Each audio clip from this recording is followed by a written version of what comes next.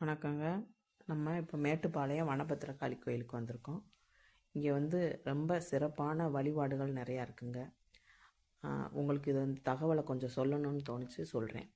இங்கே நீங்கள் எங்கேருந்து வந்தாலும் மேட்டுப்பாளையம் வந்துடுங்க. மேட்டுப்பாளையத்துலேருந்து ஒரு 7 கிலோமீட்டருக்குள்ளே தான் இந்த கோயில் இருக்குது. அங்கேருந்தே பஸ்ஸில் வரணுன்னா தனியாக வந்தாலும் பயம் இல்லை.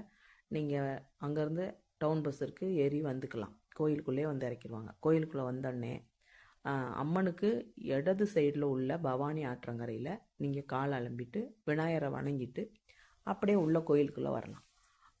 வந்து அம்மாவுடைய அந்த அம்மன் முன்னாடி அந்த சிம்மம் இருக்குல்ல, அதுக்கு பக்கத்தில் விளக்கேற்றுறதை ஏற்றிட்டு நம்ம வழிபாடு பண்ணிட்டு, அதாவது நமக்கு என்ன தேவையோ அதை வேண்டிட்டு போகலாம்.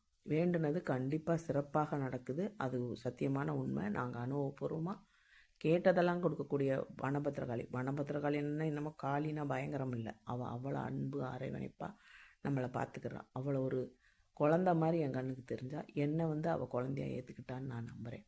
அவ்வளோ அருமையான ஒரு தெய்வம் அம்மா. நீங்கள் இங்கே வழிபட்டால் எல்லா பிரச்சனையிலும் முடிவுக்கு வருங்கிறது என்னோட உண்மையான ஒரு உணர்வோடு நான் சொல்கிறேன். நான் உணர்ந்ததுனால உங்களுக்கு சொல்கிறேன். இங்கே வழிபாடு பண்ணிவிட்டு கருப்புசாமி முன்னாடி இருக்கார், அங்கேயும் கும்பிட்டுட்டு பகாசுரன் பீமன் அவங்க முன்னாடி சூளம் இருக்கும். அங்கே ஒரு எலுமிச்சம்பழம், நீங்கள் என்ன நினைக்கிறீங்களோ அதை வேண்டி ஒரு எலுமிச்சம்பழம் குத்திருங்க. அதுக்கு எதிர்த்தாப்பில் கோபுரத்துக்கும் பகாசுரன் பீமனுக்கும் எதிர்த்தாப்பில் 36 அடி குண்டை வளர்க்குறது இருக்குது. அங்கே வருஷமெல்லாம் உப்பு போடுறாங்க நம்ம பிரச்சனைகள் தீர்வுறதுக்காக. அதை பண்ணுங்க. அதை வெற்றி அடைஞ்சதுக்காக ஒரு வருஷத்துக்கு 15,000 கெடா வெட்டுறாங்கன்னா அப்போ எவ்வளவு சிறப்புன்னு பாருங்கள். அப்போ அவ்வளோ வெற்றியெல்லாம் அம்மா கொடுக்குறாங்க. உங்களுக்கு எந்த பிரச்சனையாக இருந்தாலும் தைரியமாக நீங்கள் இங்கே வேண்டிட்டு போங்க. இப்படி தான் அப்படி தான் இல்லை. நம்ம அம்மா வீட்டுக்கு வந்தால் எப்படி வந்தாலும் ஏற்றுக்குவாங்கள்ல, அது மாதிரி தான் இந்த அம்மன். இதை கொண்டு போனா தான் நடக்கும், அதை கொண்டு போனா தான் நடக்கும்ன்றது எதுவுமே கிடையாது. உங்களால் ஒரு சூடை மட்டும்தான் ஏற்றி வேண்ட முடியும்னா நீங்கள் வேண்டிக்கங்க.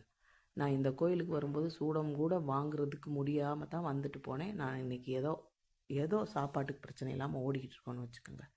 உங்களுக்கும் எல்லா நன்மையும் கிடைக்கணுன்றதுனால தான் நான் இதை உங்களுக்கு இந்த வீடியோவை போடுறேன். நிச்சயமாக எல்லோரும் வாழ்க்கையில் முன்னேறி நல்லா இருக்கணும். அதனால் உங்களுக்கு நான் இதை சொல்கிறேங்க. எந்த பிரச்சனையாக இருந்தாலும் நம்பிக்கையோடு அம்மா கும்பிட்டுட்டு போங்க. உடனே நன்மை நடக்குது. நீங்கள் நம்பி வாங்க, மன நிறைவோடு போங்க.